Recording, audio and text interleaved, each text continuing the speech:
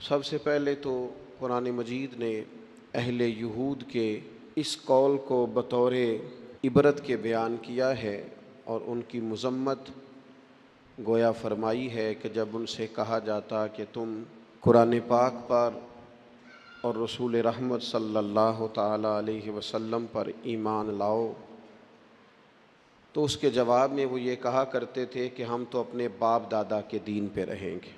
اس کا وہ اصرار بھی کرتے، اس پر وہ شدت بھی کرتے۔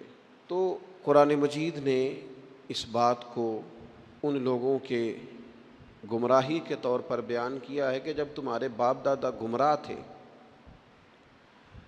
کفر و شرک پر تھے، گمراہی اور دلالت پر تھے، تو پھر تمہارا یہ اصرار کیوں ہے کہ ہمیں اپنے باپ دادا ہی کے دین پر رہنا ہے؟ اگر کسی کے بزرگ، کسی کے باپ دادا، کسی کے بڑے گمراہی پر ہوں تو اس کا یہ کہنا گمراہی ہے، اس کا یہ کہنا دلالت ہے کہ میں اپنے بڑوں کے طریقے پہ رہوں گا۔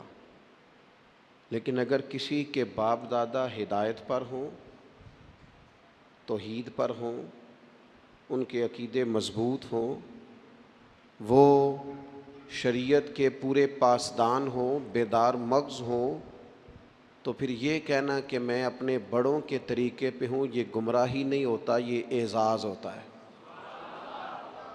بہت بڑا اعزاز ہے کہ انسان کہے کہ میں اپنے بڑوں کے طریقے پہ ہوں۔ قرآن مجید سورہ بقرہ پہلا پارہ، اللہ کریم نے فرمایا ام کنتم شہداء، کیا تم میں کچھ لوگ اس وقت موجود تھے، کیا تم میں سے کچھ اس وقت حاضر تھے، اذ حضر یعقوب الموت، جب موت حضرت یعقوب کے پاس حاضر ہوئی، اذ حضر، جب حاضر ہوئی، موت آئی جناب یعقوب علیہ السلام پر، اذ قال لبنیہ، تو انہوں نے اپنے بیٹوں سے فرمایا ما تعبدون من بعدی، میرے بعد کس کی عبادت کرو گے؟ تو جواب تو اس کا یہ تھا کہ ہم اللہ تعالیٰ کی عبادت کریں گے، ہم رب العالمین کی عبادت کریں گے، ہم اپنے مالک حقیقی کی عبادت کریں گے۔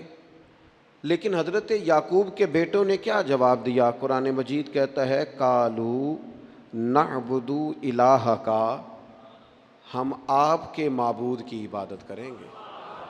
وہ جو آپ کا معبود ہے نا، جس کی آپ عبادت کرتے رہے، ہم اس کی عبادت کریں گے۔ وَإِلَٰهَ آبَائِكَ، اور وہ جو آپ کے باپ دادا کا رب ہے نا، آپ کے رب کی عبادت کریں گے، اور جو آپ کے باپ دادا کا، آباء و اجداد کا رب ہے، اس رب کی ہم عبادت کریں گے۔ کون باپ دادا؟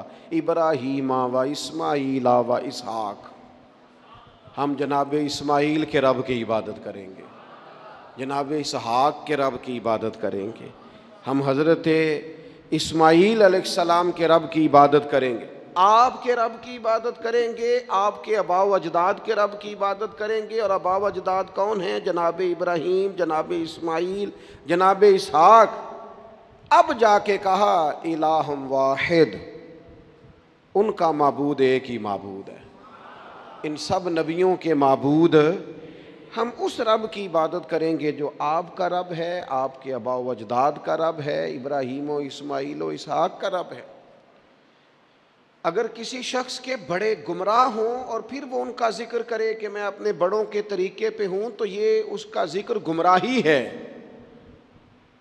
لیکن اگر کسی کے بڑے ہدایت یافتہ ہوں، ہدایت کا منارہ نور ہوں، ان کی زندگیاں مشعل راہ ہوں، ان کے نقوش قدم بڑے تابناک ہوں، تو پھر تو اسے سر اٹھا کے بات کرنی چاہیے، پھر تو اس شخص کو اعزاز سے بولنا چاہیے۔ ہم تو صاحب سلسلہ لوگ ہیں، ہماری تو پوری سند ہے پیچھے، ہمارے جو پیر ہیں ان کے بھی کوئی پیر ہیں، ہمارے جو استاد ہیں ان کے بھی کوئی استاد ہیں، ہمارا تو ایک پورا سلسلہ ہے۔ اور فاضل بریلوی اس سلسلے کو اس طرح بیان کرتے ہیں، فرماتے ہیں تیرے غلاموں کا نقش قدم ہے راہ نجات، وہ کیا بھٹک سکے جو یہ سراغ لے کے چلے۔ کہنے لگے ہمارے پاس تو حضور کے غلاموں کا نقش قدم ہے۔